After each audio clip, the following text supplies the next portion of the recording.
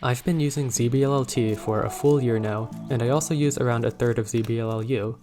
I wanted to do a little bit of unscripted talking about my experience learning these subsets of ZBLL and implementing them into my solves. So first, I want to talk about how I learned these. I learned from three main sources. The first one was Max Xiao's series on ZBLL. He has a couple of videos showing the algs that he uses for ZBLLT and U.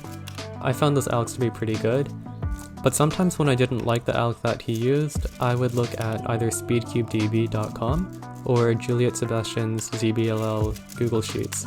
Both of those are really good resources as well for ZBLL algorithms. I took my time to learn ZBLLT and I didn't really try to rush it. I only learned 12 algorithms at a time, and then I spent 1 or 2 weeks just reviewing and drilling those algorithms before trying to learn more. This helped me become more comfortable with the algorithms before I tried learning new things, and I didn't get overloaded with too much new information and too many new algs at once. I know some people prefer to learn as many algs as they possibly can all at once, then spend a long time just drilling and reviewing and getting familiar with them, but personally, I wanted to be more comfortable with the algs while I was learning them, so I just spread out the learning over a long period of time. Even after learning all 72 ZBs, I wasn't really fully comfortable with doing them in my solves at full speed. A lot of the time I would have long recognition pauses, or I would do the wrong alg, or I would just forget the case. So even after finishing learning, and even though I went at a pretty slow pace, I still had to do occasional reviews of all my ZB algorithms and just refresh them. Since any given ZBLL is so rare in an actual 3x3 solve, you don't really get to practice those algorithms a whole lot, so it's important that you use a trainer and not just rely solely on 3x3 solves so that you can actually practice the ZBs that you need to practice. So yeah, I used a trainer occasionally whenever I felt that I needed to refresh on some of my ZB algorithms, and that really helped a lot. I think I should have done it more, honestly.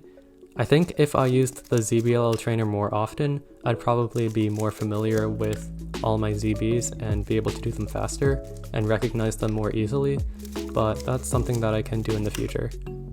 Okay, now I want to talk about how ZBLL has affected my solves, both the ZBLLT and part of U sets.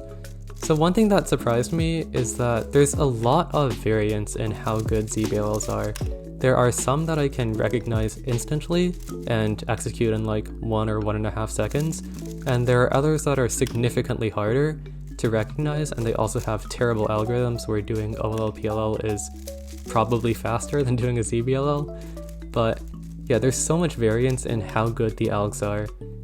I think overall, if you average everything out, I do think it is worth it, and it probably is a pretty decent time save for when you do get a ZBLL that you know. But again, there's so much variance that it's kind of hard to see what the average actually is.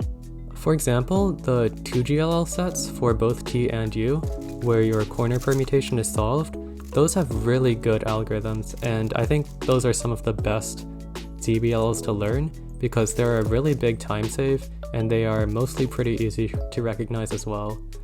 But then there's other cases that are difficult to recognize and have bad algorithms, and those are just annoying to deal with. But I think, again, overall, ZBLL is worth it.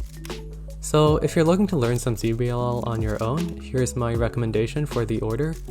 I would start with 2GLLT and then 2GLLU. Like I said earlier, those are the best returns on investment, and I think those will improve your solve times the most. After that, you can either learn full T or you can learn full U. I don't think it really matters too much. I learned full T first because there are certain OLLs that you can do setups to a ZBLLT instead of doing the OLL-PLL, and that can be faster. So for example, in this solve, I have this awkward C-shape OLL. Instead of doing that, I realized that I can do a 3E algorithm and turn it into a really good ZBLL. So that was a lot faster than doing OLL-PLL.